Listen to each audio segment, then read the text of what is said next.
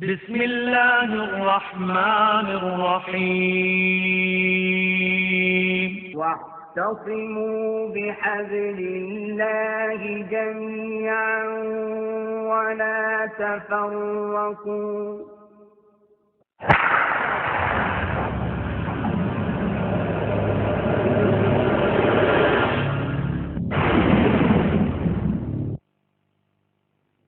والشمس تجري لمستقر لها ذلك تقدير العزيز العليم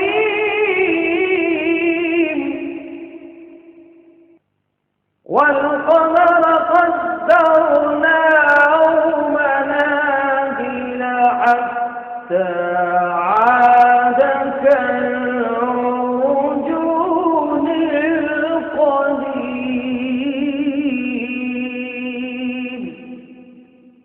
لا الشمس ينبغي لها أن تدرك القمر ولا الليل سابق النهار وكل في فلك يسبحون.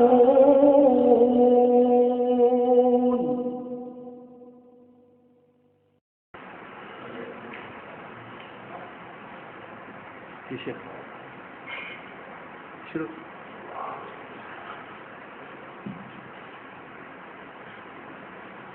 السلام عليكم ورحمة الله وبركاته. الحمد لله نحمده ونستعينه ونستغفره ونعوذ بالله من شرور أنفسنا ومن سيئات أعمالنا من يهده الله فلا مضل له ومن يضلل فلا هادي له وأشهد أن لا إله إلا الله وحده لا شريك له وأشهد أن محمدا عبده ورسوله. يا أيها الذين آمنوا اتقوا الله حق تقاته ولا تموتن إلا وأنتم مسلمون. يا أيها الناس اتقوا ربكم الذي خلقكم من نفس واحدة وخلق منها زوجها وبث منهما رجالا كثيرا ونساء واتقوا الله الذي تساءلون به والأرحام إن الله كان عليكم رقيبا. يا أيها الذين آمنوا اتقوا الله وقولوا قولا سديدا يصلح لكم أعمالكم ويغفر لكم ذنوبكم ومن يطع الله ورسوله فقد فاز فوزا عظيما. أما بعد أعوذ بالله من الشيطان الرجيم. وقضى ربك ألا تعبدوا إلا إياه وبالوالدين إحسانا إما يبلغن عندك الكبر أحدهما أو كلاهما فلا تقل لهما أف ولا تنهرهما وقل لهما قولا كريما واخفض لهما جناح الذل من الرحمة وقل رب ارحمهما كما ربياني صغيرا ربكم أعلم بما في نفوسكم إن تكونوا صالحين فإنه كان للأوابين غفورا. حضرات علماء کرام، محترم بزرگوں، نوجوان بھائیوں، پیارے بچوں، پردہ نشین ماں اور بہنوں، آج کا عنوان ہے حقوق الوالد.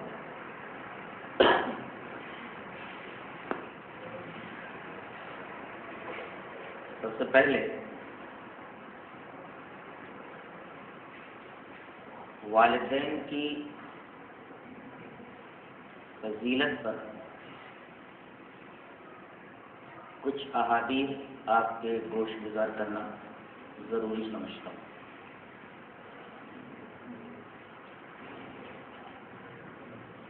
پہلی حدیث اس طرح ہے: قال عبد الله بن مسعود رضي الله تعالى عنه: سألت رسول الله صلى الله عليه وسلم أي العمل أفضل؟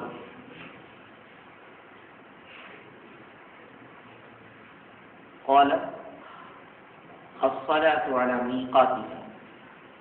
قلت ثم أي؟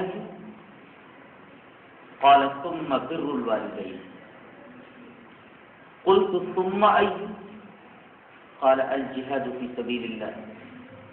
فسكت عن رسول الله صلى الله عليه وسلم ولئن استزدته لزادني.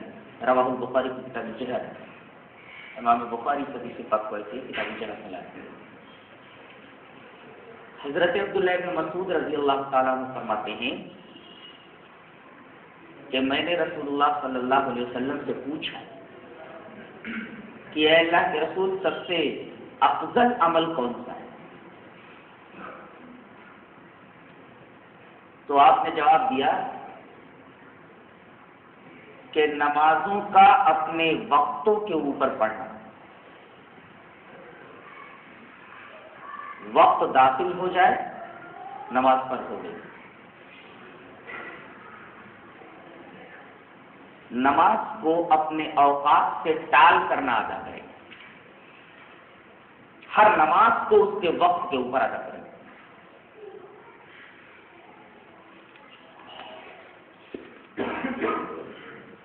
پھر میں نے پوچھا کہ اللہ کے رسول صلی اللہ علیہ وسلم اس کے بعد کون سا عمل افضل ہے؟ آپ نے فرمایا اس کے بعد والدین کے ساتھ حسن سلوک کریں.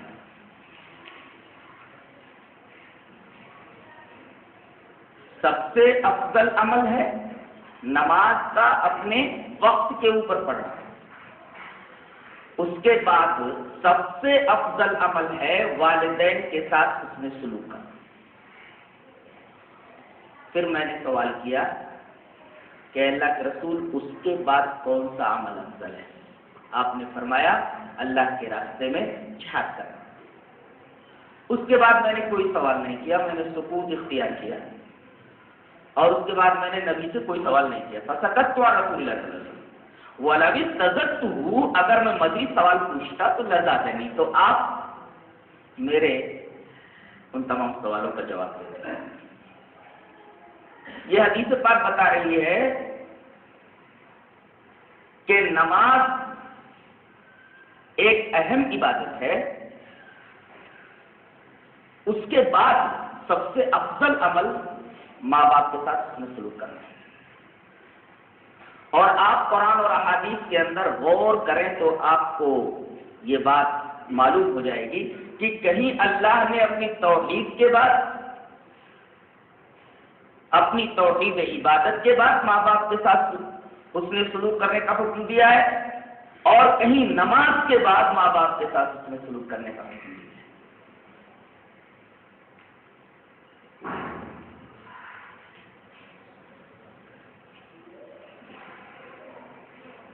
یہاں نماز کے بعد ماں باپ کے ساتھ حسن سلوک کرنے کی تاکید کی گئی ہے اور اسے نماز کے بعد سب سے افضل عمل بتایا. دوسری حدیث ابو العباس شاعر کہتے ہیں.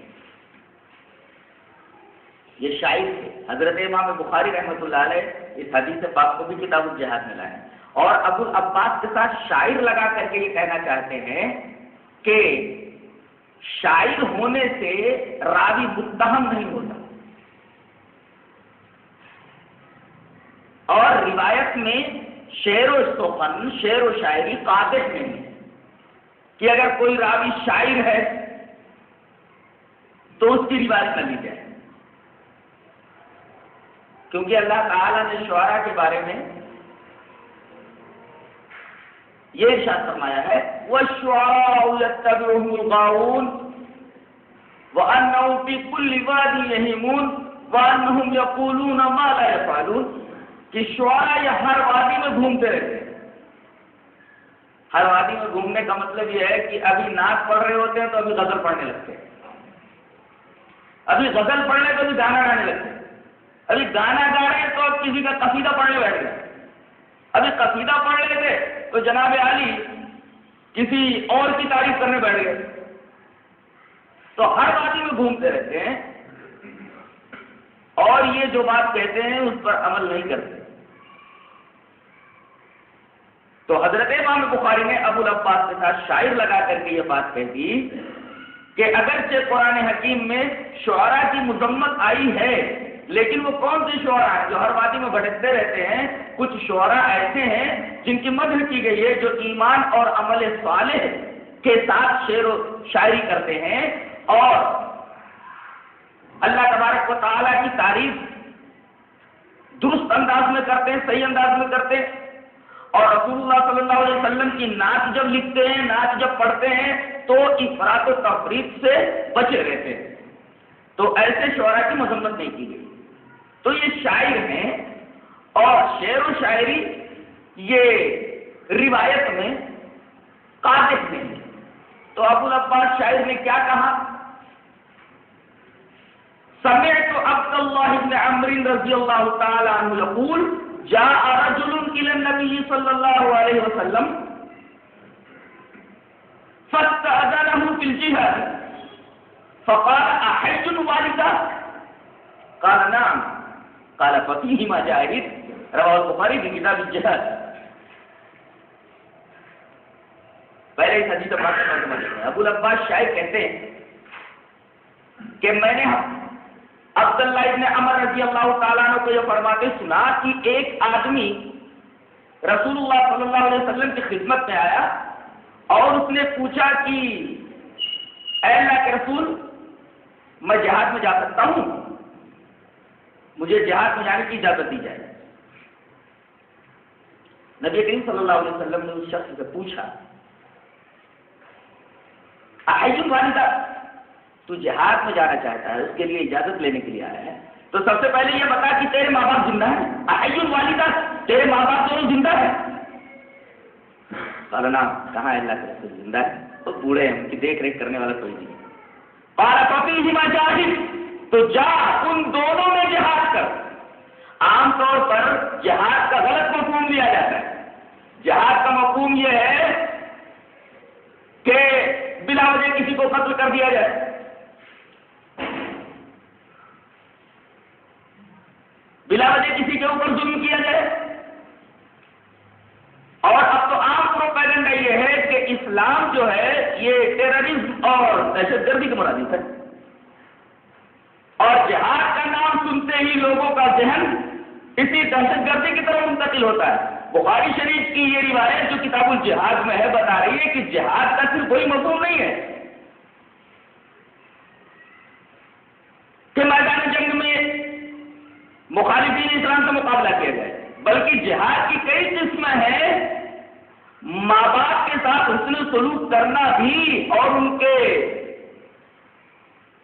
ساتھ احسان کرنا، ان کی خدمت کرنا، یہ سب جہاد کے دائرے میں ہے۔ پہلی بات تو یہ معلوم ہے،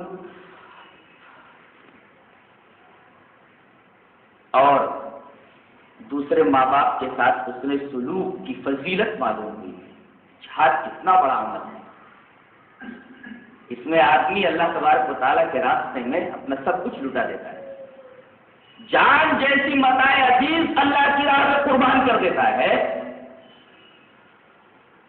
ماں باپ کے ساتھ حسن سلوک کرنے میں اس کو وہی ثواب مل رہا ہے جو ایک مجاہد کو میدان کارزار میں ملتا ہے۔ اس سے ماں باپ کے ساتھ حسن سلوک کی فضیلت کا پتہ چلا۔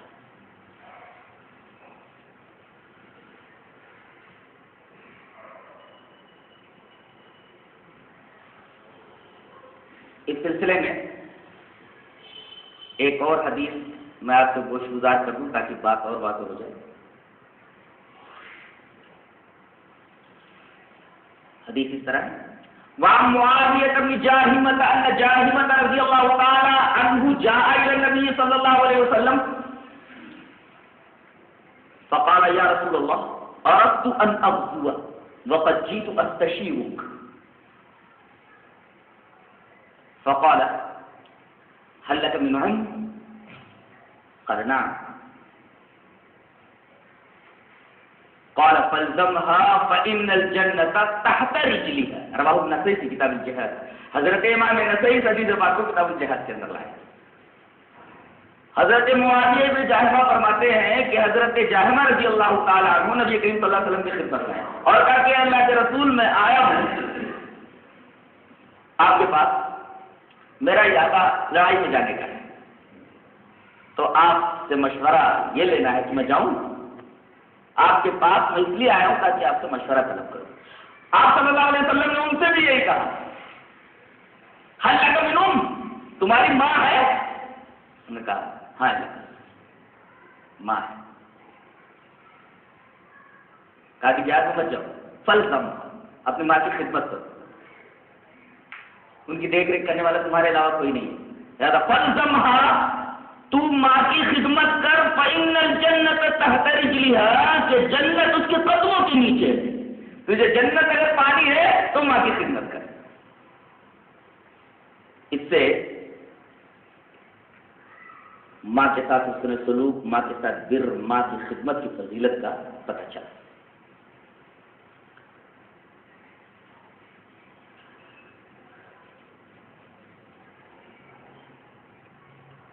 ایک روایت اور گوش گزار کر دوں تاکہ بات اور واضح ہو جائے۔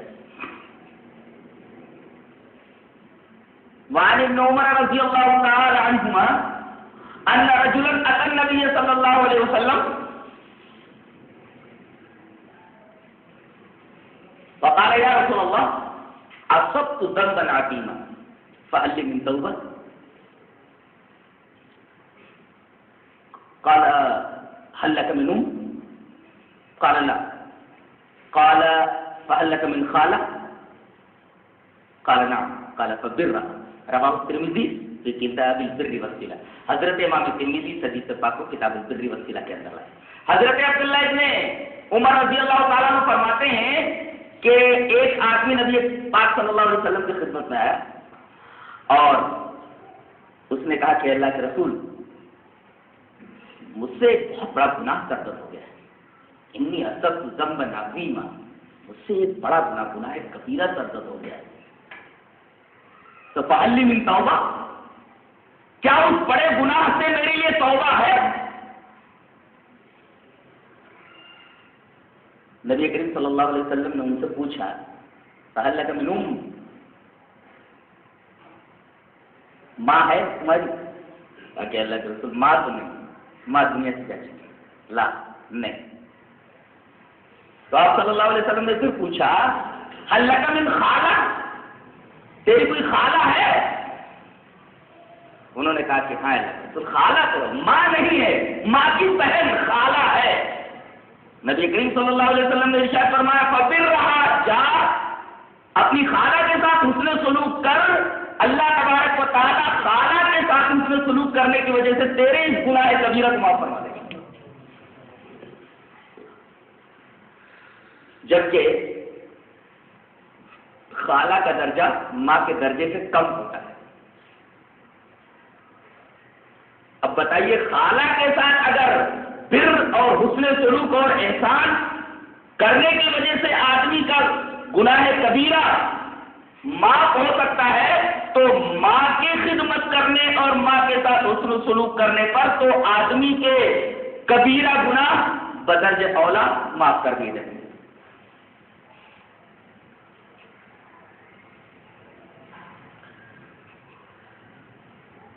یہ تو ماں کے بارے میں روایتیں تھیں۔ باپ کی فضیلت کیا ہے؟ اس سلسلے میں آپ کے سامنے دو روایتیں پیش کرتا ہوں۔ پہلی روایت وعن ابن عمر رضی اللہ تعالی عنہ عن النبی صلی اللہ علیہ وسلم قال وعن ابن عمر رضی اللہ تعالی عنہ قال سمعت النبي صلی اللہ علیہ وسلم یقول ان ابر البر ان يصل الرجل اهل اب ابيه، رواه الترمذی فی کتاب البر والصلہ۔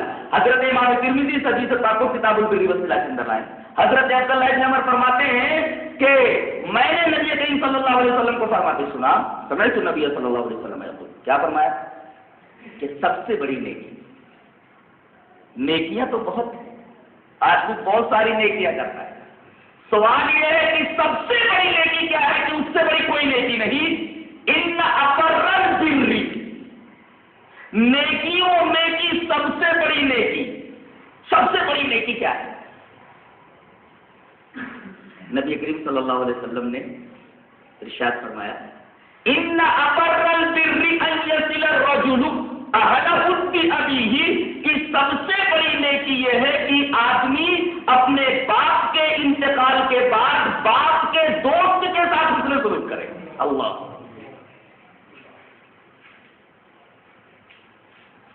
بیٹے کو یہ پتہ لگاتے رہنا چاہیے کہ میرے باپ کے دوست کون کون ہیں، اور باپ کو بھی اس بات پر غور کرنا چاہیے، اس بات کا لحاظ رکھنا چاہیے کہ میرے دوست غلط اطوار و عادات کے نہ ہوں. اس لیے کہ بچہ باپ کے دوستوں کے اوپر بھی نگاہ رکھتا ہے کہ باپ کے سرکل میں کتنے لوگ